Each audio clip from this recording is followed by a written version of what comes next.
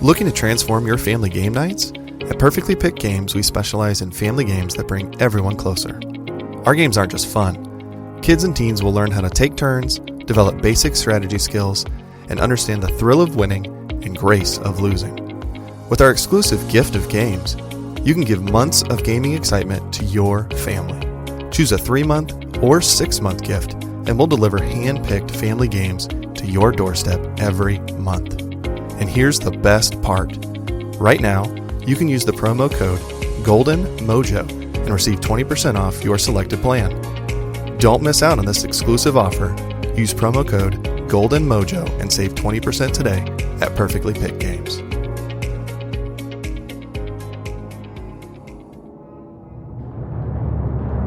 Welcome to the United States of Paranormal Podcast. Sit down and buckle up for an enlightening ride through everything cryptid, creepy, and paranormal.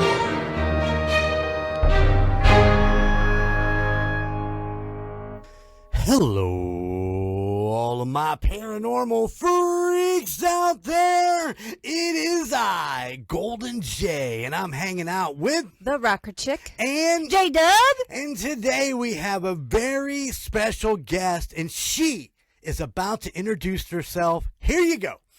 My name is Abbey. She's very quiet. I am. I don't know what kind of introduction other than my name I can. You were supposed to go for the big. No, you did great. You did. Nope. You did just fine. Well, Abby, I'm so glad that you decided to come on the pod with us today. You and me have been kind of talking back and forth via email through Facebook about the Bell Witch and your experiences there, and I'm super excited to get to that.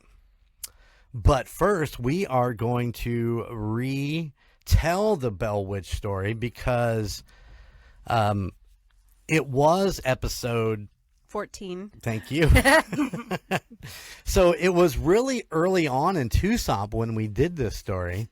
And so it was when it was me and Alicia, and we were, I forgot. I went back and re-listened to it. I forgot how mellow we were back in those days. It's like the two of us just sat around and drank all day and then just did a podcast. It was like just real mellow and laid back. It's crazy to look back at those old episodes like that. And we're not mellow and laid back? No, What? you are not mellow and laid back. Dang. Sorry. I'll just be quiet today then. Listen, ladies and gentlemen, mark your calendars because this would be the first time ever. Oh. You're rude. Bing, there it is. No, it was fun to go back and listen to those, and it's so funny because I brought it up, and there is an ad that we recorded for Cryptid Crate when we did that at the beginning of that episode, and it was like, oh my God, it was this long War of the Worlds thing that we put together for Cryptid Crate, and it was like, well, that's pretty cool. I forgot all about that, but man, we've done so much shit since then. It's just crazy. Anything exciting going on we need to talk about before we get into this? Nope. I will be honest. I did not go and re-listen to episode 14. So we'll be I hearing know the story. about the bell. I almost said Blair Witch. Like I did. Like, oops. I know about it, and I've watched the movies, but There's a I'm Bell excited. Witch movie? Yeah, American Haunting. Is it really? I did not know that. Mm-hmm. I don't think I covered that in my thing. I gotta check Yeah, this out. but I know. What was that? I gotta check this out. American Yeah, I think it's an American Haunting. Let me double check. She's going to have to double check her information on this because you just never know. I don't know. Yep. It says, based on true events that took place in Tennessee during the 1800s, the only documented case in U.S. history and validated by the state of Tennessee in which a spirit caused a person's death. Between the years 1818 to 1820, the Bell family of Red River were visited by an unknown presence that haunted the family, eventually causing the death of one of its members. That's the movie. That's my whole fucking story. There you go. I don't know how accurate it is, though. Actually, yeah, it's pretty fucking accurate. American Haunting. Uh-huh. Okay. Who's the star? You didn't even give us the actors in it. God damn, was it like Ewan McGregor or Natalie Portman? Did we get a little Scarlett Johansson in there? Come on, what do we get? Donald Sutherland. Oh, that's a winner. Sissy Spacek. Hey. James Darcy. Who's that? I don't know. Rachel Hurd Wood. Oh, yeah, she was in that one thing where she, did the deal. Yeah. I don't recognize any other names. All right. Donald Sutherland. Once you got that, you need nothing else. Yeah. So there you go. Well, now Your stories. that J-Dub has ruined them, this podcast is over. Everybody say bye to Abby. This one won't last. I'm kidding. I'm kidding. We're not going anywhere. All right, guys. Here we go. We are revisiting the Bell Witch. And I will, and I guarantee it, say the Blair Witch at some point in this fucking thing. It is just the way it goes. We'll correct you. I'm sure you will. All right. In 1804, John and Lucy Bell, among 10 other families, made their way from North Carolina to Red River, Tennessee, which is now known as Adams, Tennessee, because they changed the name, which I don't know why they would do that, because Red River fucking kicks ass. I think that is a cool name, and I think that is something that definitely should have stuck. So we may just change the name here to Red River, the Red River Complex, because it's just a cool name. No, you don't think so? Why are you're just staring at me while you rock over there? You don't like Red River? She's being quiet. She said she was going to be quiet. So all 10 families then buy land and settle this land, and I'm still a little unsure of whether they just settled it. They all just sat around and said, okay, I'm taking this, you take that. I don't know how that worked out, but they settled this land. But in 1816, Fred Batts, who was one of the other settlers, he got hurt while he was working on the farm, and became impaired, unable to work, and had to sell some of his land. So John Bell buys the land off of him, but Kate, his wife, accuses John of exploiting their troubles, because he thinks she thinks he buys the land super cheap and less than what she thinks it's worth. And Kate also then swears to make Bell pay for what he's done. So in the meantime, while all this is going on, John Bell actually ends up buying a little slave girl from Fred Batts' brother, Ben. But this little girl is like really, really young.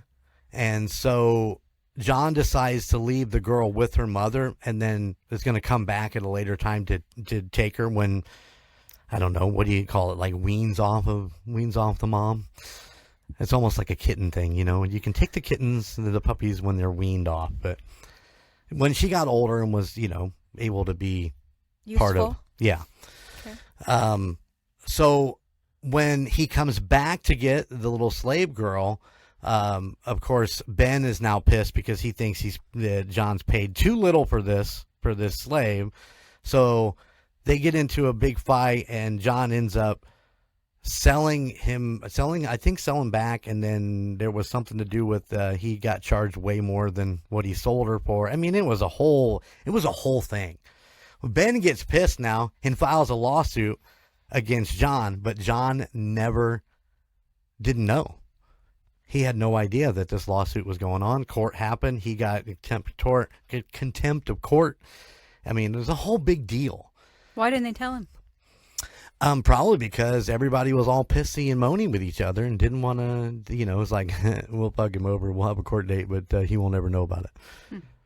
Anyways, so with all of that coming along, now the church hears about it, and they're not really happy with John, so they excommunicate him from the church. And almost immediately, after he's excommunicated, that's when all the things start happening around the house. Like the knock, there was like knocking. Like the first night, there was knocking on the outside of the walls of the house, and then before too long, it actually starts to come into the house. You know what I'm saying? As the story goes, though, let me get this right. Fred's wife, Kate Batts, is also running around town, but nobody fucking likes her either. So people were like, she's a witch. She's practicing witchcraft, and people would avoid her at all costs. And I'm just throwing that in there because this becomes important later on. So as they kind of deal with all of the things going on in the house, I do believe that it was in 1817, about the same time as when all the activity on the outside of the house starts happening. John is outside and he sees a large dog with the head of a rabbit. Okay. Now, I don't know if you can even come close to imagining what that looks like. I mean, dog with a rabbit head. I mean, I've never even seen a drawing of it. You're going to look it up? So John actually pulls his gun. He shoots the dog, but it just disappears. Just gone. Of course, then more activity starts happening inside the house. And this is where it gets interesting because it really starts to affect the kids more than anybody else. And so they're saying that they're laying in bed at night and they can hear what sounds like rats gnawing on their bedposts.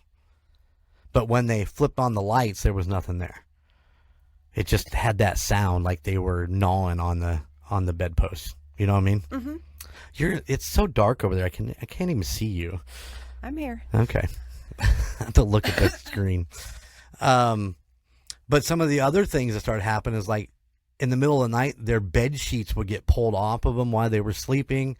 They would get their hair pulled, and they were hearing voices throughout their bedroom. But John's daughter, Betsy, is basically, she becomes like the center of the attacks. So it got down to a certain point where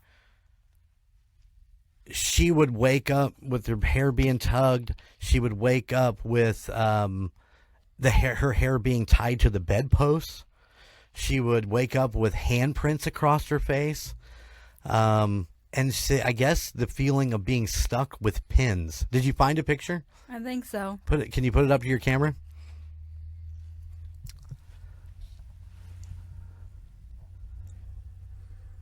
Oh. Weird donkey. Yeah, it kind of has a human face, but it says it's Tennessee Myths and Legends. That'd be about right. So yeah, Betsy's taking the brunt of all of this, right? Mm-hmm. But the three sons, their sons. It says there. It's not three. Sorry. Want to see another one? Yeah, you got another one. What? So the sons also wake up with that kind of that same handprint, imprints on their body. But John tells the whole family to keep quiet about it. Just keep it in the house. Don't take it outside. Okay. Mm-hmm. So over the next few weeks, then visual apparitions begin to appear, and some of John's slaves start seeing strange birds and animals around the property.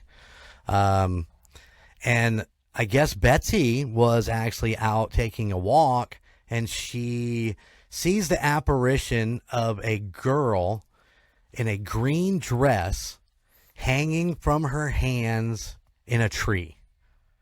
So she's just hanging there, off of a branch or whatever. But I guess she just like straight up disappeared. She got a little bit closer and the little girl just disappeared. So that comes into play later when we get into a little bit deeper into Betsy's story. And of course, John actually starts having paralysis of the face along about the same time is what's going on. So as the abuse continues, John decides to go outside of the house, and he brings in his neighbor and friend, a guy by the name of James Johnson. And of course, James was a big skeptic. He was like, yeah, whatever. So he decides, him and his wife come over, they do a little prayer and decide to stay the night. But in the meantime, I guess while they were in the room, he starts hearing voices and stuff, and he jumps up and demands to know the name of the person or entity that's doing this. And as I said in my original episode, it's like a little talk box come on and just click, the intercom flipped on and says, Kate. That's it. Just Kate. James then at that point has his blankets ripped off of him, and he's like, fuck this, I'm out. I'm leaving. And he takes off.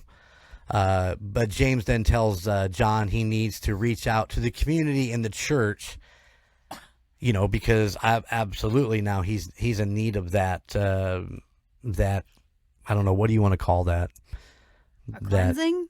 Not a cleansing, but just that community, the church community. Support? Yeah. Support? I don't know that support is the exact right word, but encouragement. Yeah, anything would work. But once he does that, the news spreads like wildfire, as you knew it would. And all kinds of people then start showing up on the Bell property.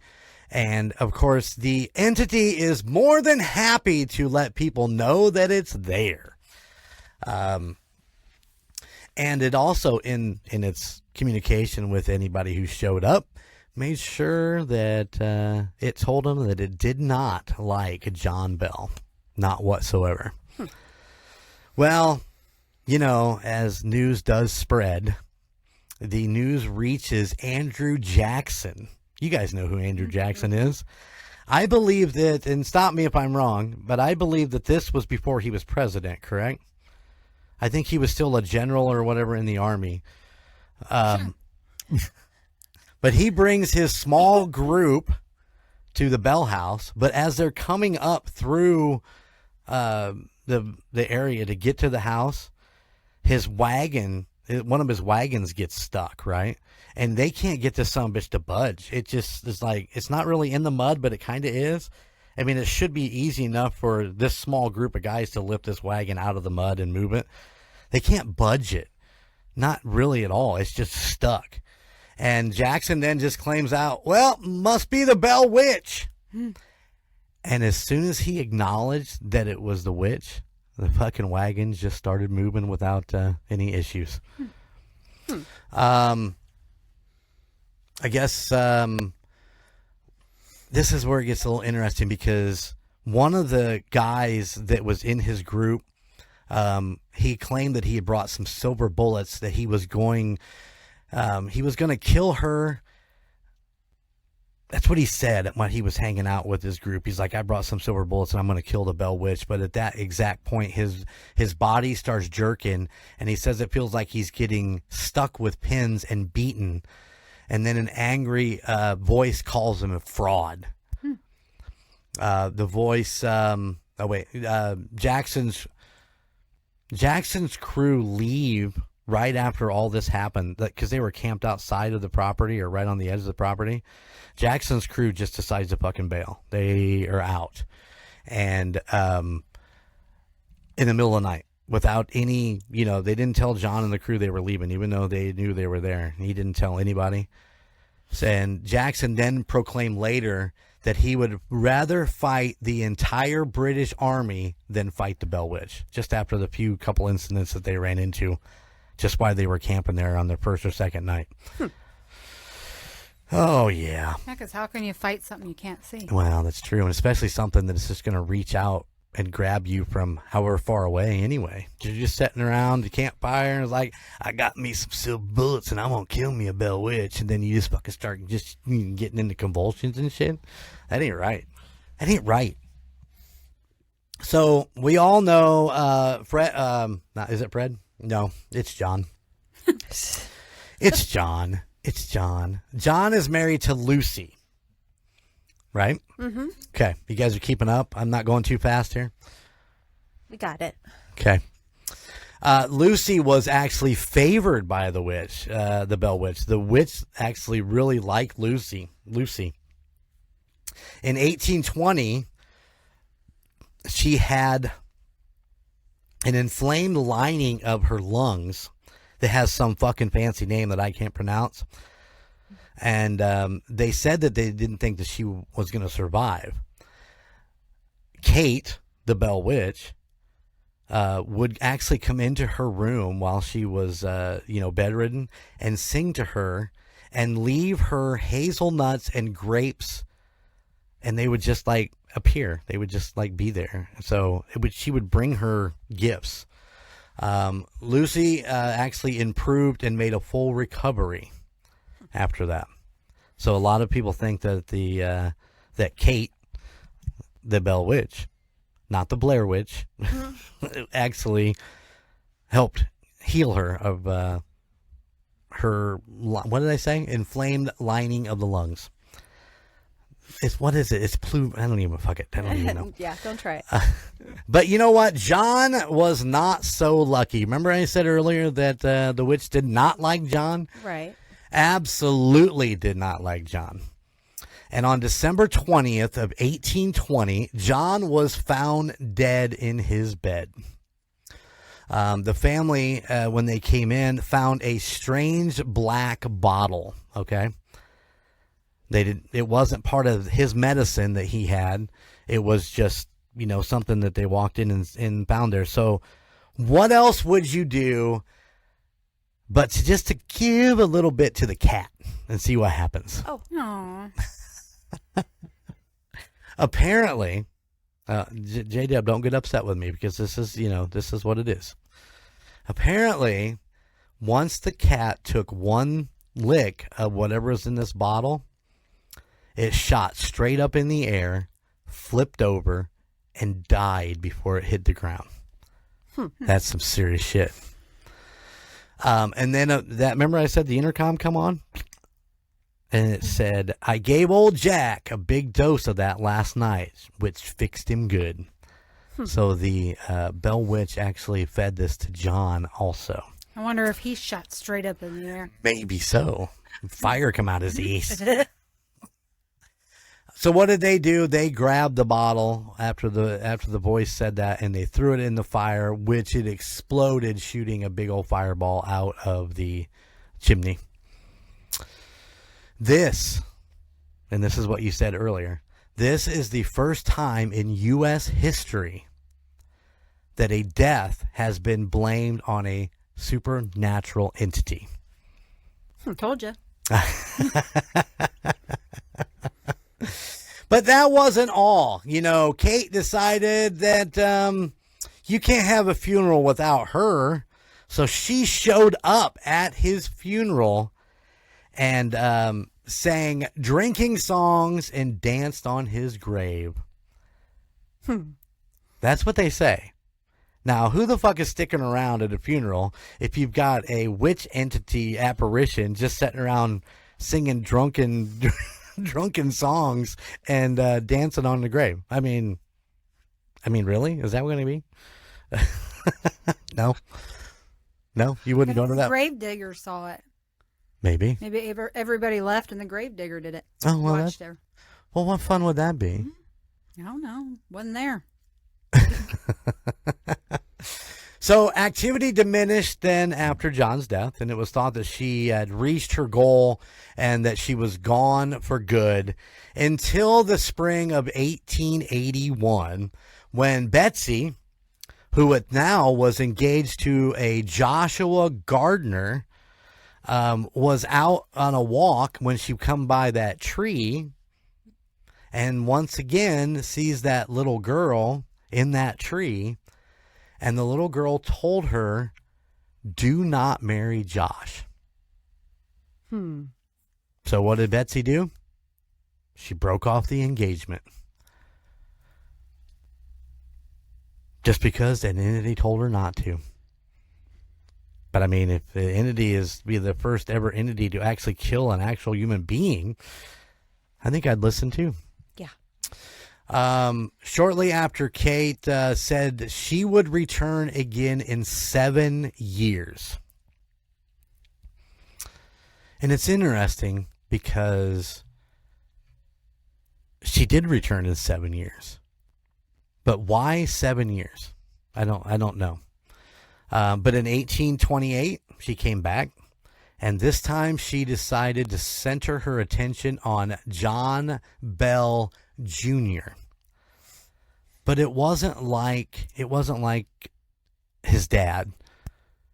For some odd reason, she took a liking to Junior. So she would meet with him and they would have discussions like the origins of life or civilization, Christianity, and the need for major spiritual reawakening. And it wasn't like one night. This went on for 3 weeks. 3 weeks of showing up and them sitting down for hours and just talking about all this stuff. And on her last night, she promised that she would return in 107 years. To one of John Bell's descendants. Obviously, it wasn't going to be Junior because I don't think he was going to be alive then. And that would make it the return in 1935. And apparently she did return. She returned to Dr. Charles Bailey Bell, who was a neurologist, and John Bell Sr.'s great-grandson. He was actually the closest living descendant in 1935. Dr. Bell published a book that contained the accounts of the conferences between John Bell Jr. and the entity, which you can actually, I think you can still buy on Amazon. It is called The Bell Witch, A Mysterious Spirit. Now, rumor has it that his dad actually was in those discussions with Junior and the entity and took notes the whole entire time, and then he passed them down. Huh. And then Dr. Bell published that as a book. So now, real quick, I do want to throw this out because I think it's interesting, extremely interesting. The entity called herself Kate, and everybody thinks that it's Kate Bell. Kate Bell was the wife of Fred Bell, who they claim that John Bates. Sorry, Bats. See, this is what I don't have. Yeah, you're right. Kate Bats, Fred Bats' wife. But everybody said that the Bell Witch was Kate, but Kate was actually still alive. She wasn't an apparition. She hadn't died, so she wasn't coming back as a supernatural entity to finish off John. So I mean that's a little what is the word I'm looking for? It's a little sketch. Why they would assume it was that Kate that was causing this, but if she was practicing witchcraft and that's why everybody in the town didn't like her, then maybe it was. But interesting enough, Lucy Bell, remember? The witch loved Lucy Bell, which is John's wife, was the younger sister of John Williams Jr., who was the father of Kate Bats. Oh. So Lucy, Yeah. Her that, aunt. yep, exactly. Okay. So there's a conspiracy, in that conspiracy world that Lucy and Kate were actually, in cohorts to try to actually get rid of John in the end anyway. It's just a conspiracy theory. There's also a conspiracy of they call it the Powell Betsy connection, which is the one where Professor Richard Powell, who was 11 years older than Betsy, had taken an interest in her. Now, my understanding was Betsy at this time was only 12. which makes it just, Well, back then it was okay. Yeah, but it's still just weird. I don't care how you look at it. But I guess Richard was like a student of the occult. He was big into ventriloquism.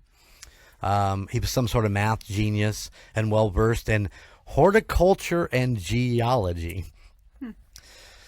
But the theory behind that is that he actually he was the man behind the curtain, and he was pulling the strings, and the voices that you would hear in the room was because he was big into ventriloquism, and he could throw his voice into those rooms. And so, it's just another little piece of that weird puzzle. So the question is did she return 107 years later? Some say she didn't.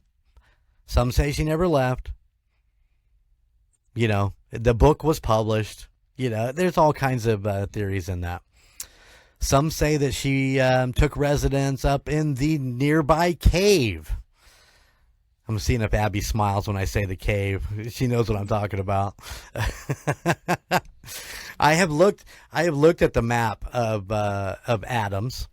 Yeah. And it is well marked that the Bell Witch Cave is on Google Maps. It is pretty intense. The long theory of Golden Jay, after watching a lot of documentaries, and I talked about this in the original episode, was that John actually settled on what would be a Native American burial ground. And he farmed that land. And the witch herself was not necessarily Kate Batts, but was a very powerful Native American woman who came back to basically just say, hey, listen, you mess with our land, this is not cool. You should definitely pay the price for that. And I mean, that's my theory, because the caves are the cave, and above the cave and the bluff above it is all supposedly old Native American burial ground. And there is a really cool documentary out there, and like I said, I talked about it in the first one. It is called The Unexplained Zone, where the gentleman that they're following around is a descendant of John Bell, and he's trying to actually stop the curse of the Bell Witch, which is that the firstborn son is cursed to die. And at the time of this documentary, when he was filming all this, he was trying to save his son. And it is very interesting. It goes really in depth into the Native American portion of it. And, he's doing everything he can with Native American, I'm going to say shamans, or I'm not sure exactly what it is, but he had a lot of help from the Native Americans to try to help lift this curse. And I don't know whether it actually ever did, but some of the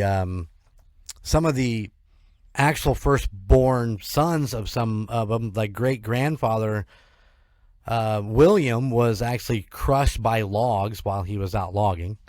Their great uncle Hank went insane and hung himself, and apparently cousin Rich died in the desert all alone of a sudden heart attack. So yeah, I mean, the curse is real. Those are all firstborn sons that have all passed away. It's crazy. It's insane. Mm-hmm. So yeah, I got some stuff on the caves, which you can take tours of the cave, and you can see the old cabin. But once again, the original Bell cabin is no longer there. It has fallen apart over all these years. They've used some of the wood, the original cabin wood, to build the new cabin, which isn't even in the exact same location. It's off to the side a little bit farther, if I remember right. But you can take a tour of the cave. But remember, never, ever, ever, ever, ever take anything from the cave. If you go there, Abby's shaking her head. It's like, no, you leave that shit alone. Don't take anything. Take nothing. A man who did take something, he lost his job, his house, his wife within 3 days of taking a rock out of the cave. And also, if you go take the tour, make sure you give the Bell Witch the respect that she deserves while you're there. And there are a lot of crazy stories about them finding a little Indian girl and putting her on display in the cave, and then somebody coming in and stealing that body, the remains. I mean, it's insane. So how was that for a brief overview of the Bell Witch? Did you learn something? No? I feel like I Did learned you know something most of every that? time with that story. It seems like there's just so much that goes on, and so many details, like the fact that Lucy was related to Kate, and just all that. Mm-hmm. Had Girl you hanging in heard? the tree with the green dress. Right. What? Have you heard that she was that Kate and Lucy were related? Did you know that? I think you mentioned that they might have been on the last episode, Right, you did, right. but I wasn't sure. I couldn't remember how they were until you said that just earlier. Yeah. Was it a conspiracy theory between aunt and niece to get rid of the father? Dun dun dun. Nothing. That'd be a good theory. So we did do this episode 14, not 16. It's 14. And Abbey reached out because she has experiences at the Bell Witch property. And I thought it'd be a good idea to kind of refresh this this story because it has been so long ago. I think it's interesting enough that that is kind of fun, but I think adding this extra piece at the end is going to make it even better. So we are going to let Abbey take over and tell her story. Woo! I'm excited. I've told this story to a couple of people, but not in a public setting like this, and it's very wild. So it was 2016. Me and my boyfriend at the time, it was right whenever Pokemon Go came out, so we would take little mini road trips to random locations to try and find more legendary Pokemon. But we also were really into the paranormal and that kind of thing. Well, what kind of paranormal places nearby? Well, 4 hours from here, we have the Bell Witch property. Let's go there. Didn't know anything about it. He thought he knew something about it, but I think he was getting his story mixed up with a different story he'd heard, because he thought it was a girl who was abused by her father and brutally murdered. That's not at all what happened.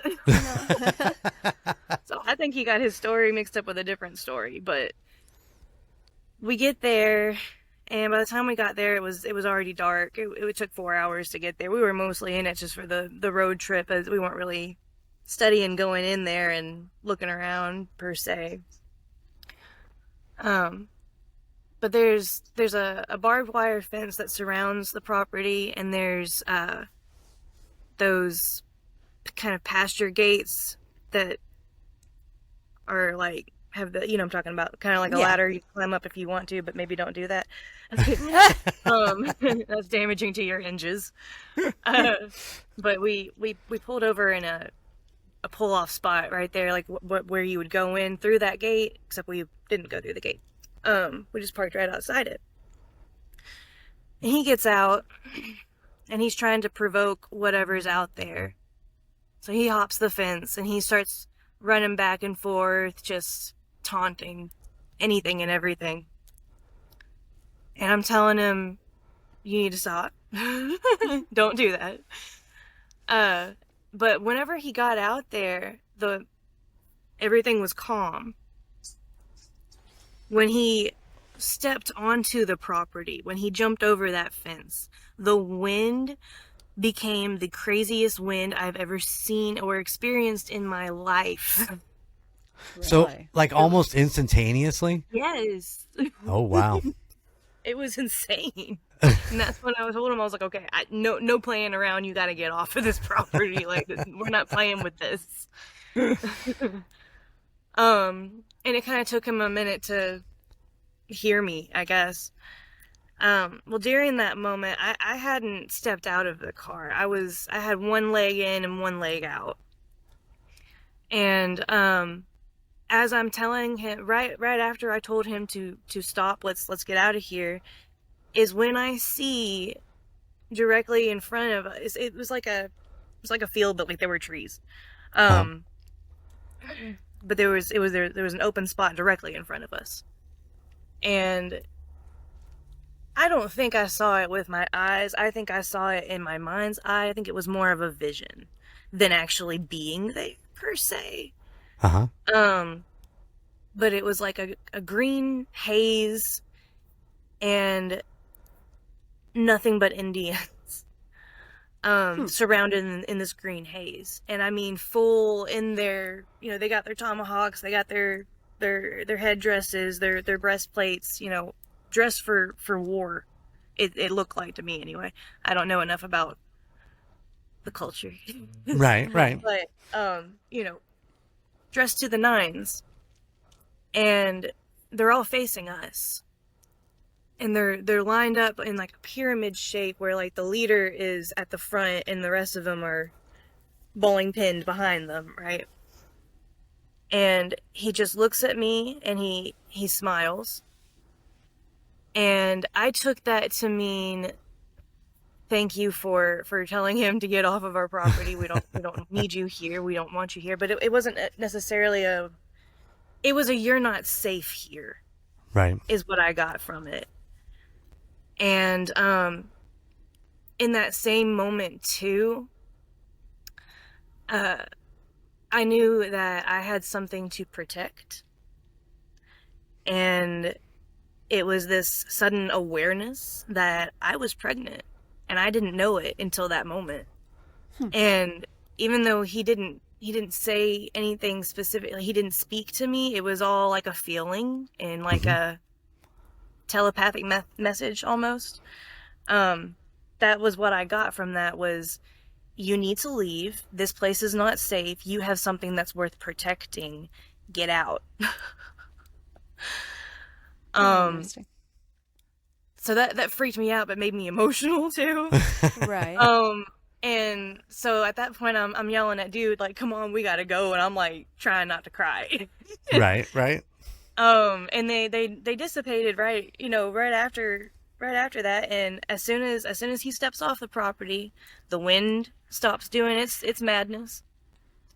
And right before I close my door to get back in my car, I happen to look in my rearview mirror,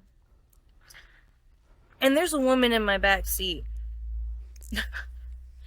And she's just smiling at me. Uh-oh. She froze. Oh, my connection.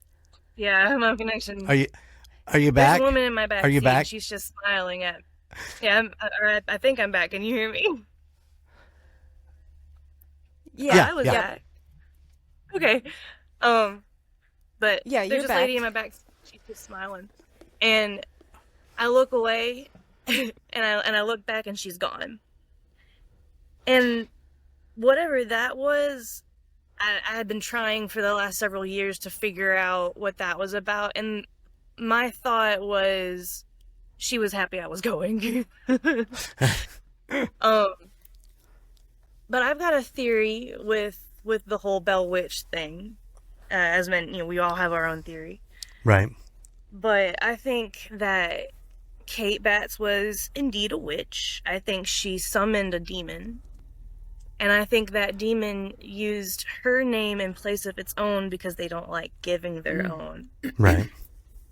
And I think that demon did her bidding as she wanted, and that was she wanted John and them to pay for whatever, whatever she felt like everything. She didn't like anything about them, right? But I think that's what happened. I think she summoned something and it stuck around, and I do think that the Indians play a role in it too, but I don't think that they're the ones doing it. They're just protecting their land. They're not. Right. Yeah. Right. I think that's all it is. think that's all it is, really, is they're protecting their land. They don't want people on it, but also they got this other crazy entity there too that they've got to deal with. Right. So, but I will never be going back there. I feel like if I were to go back, it would be kind of a slap in the face to them. Like, we already told you to leave. You came whenever we were not open. That's disrespect. Dishonor on you. Dishonor on your cow. So we're not doing that. But ironically, now we live closer to that area than we did. So. But you never been back. Nope, never been back. Never going back. We happen to go through that town, we're going around that spot. But my son, from that experience, he is now 8 years old. Holy cow. That's amazing. And he will never go there either. For just in case purposes. You can tell him he's already been. There's no need for him to go. Yeah, there you go. You've been there, you just don't remember. That's right.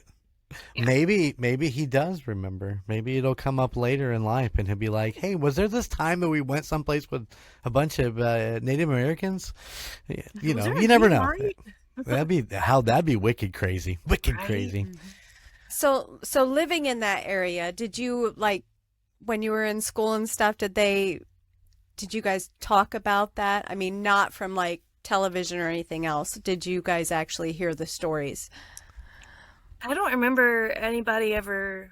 It might have been mentioned. Oh yeah, the Bell Witch, but nobody ever. I never heard the story anyway. Gotcha. As a dude I was with at the time, he thought it was a spirit of an angry ghost girl who'd been abused and killed. And as horrible as that is, that's not actually what happened. And Right. it's, Right. you know, I didn't want to look up the story for the longest time because I just that rule with the Appalachian Mountain, like, you know, if you see something, no, you didn't. If you hear something, Yep. no, you didn't. I'm gonna pretend, you know, like maybe that's just. But it is my favorite paranormal experience. I've had others, but that one's the one that really makes me believe in the spiritual realm, you know. It's just the best one. Right. Gotcha. No, I'm going to tell you right now, Abby. I love your theory. I think your theory stands on some very solid ground. I think that is a good way to look at it. That Kate had actually was a witch and did witchcraft, and she brought something in, and you know, it did what it asked her to do, and that was to get rid of John.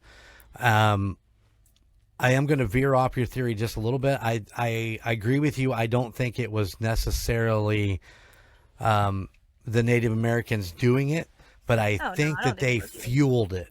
I think there's something about Native American burial grounds, and I run across this in several stories that we've done over the last 3 years, that there is so much energy from their burial grounds that they tend to kind of draw things into them. And if that was the case, maybe Kate knew about that, and that's what she drew power from, if that's what you want to say. Not where I thought you were going with that. I like that she was drawing power from it. Yeah. Yeah. There, like I said, it just seems like every time you kind of get into something that's older like this, it's always revolved around the Native Americans. There could, be so much power and whatever. What did you call it? Around a Native American Energy. Yeah. So much energy that it could have opened a portal. Well, rumor has it there is a portal inside of the Bell Witch Cave. There is a portal to another dimension of some sort. And if I remember correctly, and even in listening back, there was a group that actually had, milliseconds of video of the actual portal. I mean, it was very quick. It was, just seconds of boom. And there it was. I never did find it. I looked for it for a little while, but I never did come up with it. But somebody was doing some investigations in that, and they saw the portal open and close. Once again, Native American energy seems to fuel a lot of that stuff. And I don't know why it would revolve around them, but it always seems to kind of come back to that. It's like we have paranormal stuff, we have crazy shit, and it's on top of a Native American burial ground. What was the damn it, the amusement park that I did, the Shawnee amusement park I did a few months ago. That one was actually has something to do with Native American a burial ground out there.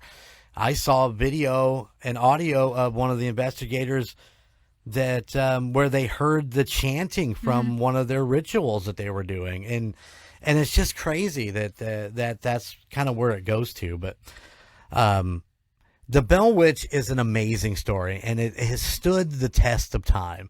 Everybody knows something about it, and I don't think it'll actually ever go away. I think it'll be retold over and over and over again.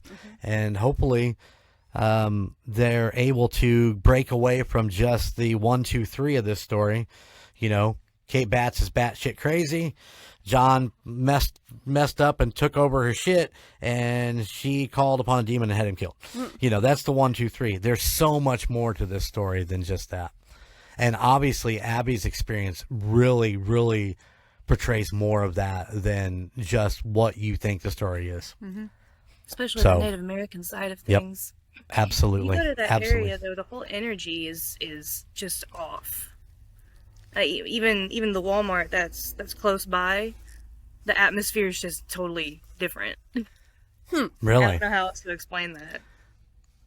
That's cool. I mean, I dig it. I mean, although I think all Walmarts are just off, but Yeah. Well, Abbey, thank you for joining us today and telling us your experience. It is so nice to meet you, and we're okay now. and thank you so much for being a United States of Paranormal listener. Absolutely. I love it that when we originally talked, we actually talked about that when I mentioned the Native American presence in that story, you were like, it just hit home with you, and you immediately reached out. I literally started crying whenever he was talking about the Native American connection in that first episode he did of it.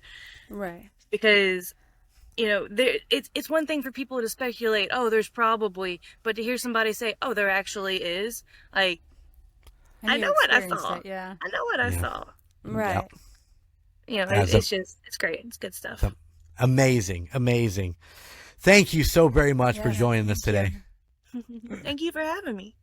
And we hope you continue to be a TUSOP listener. We hope you never go away. And you remember, you can always reach out to me anytime you want to. You can tell me that, Jay, your story sucked this week. I'll let you know. You better. You better.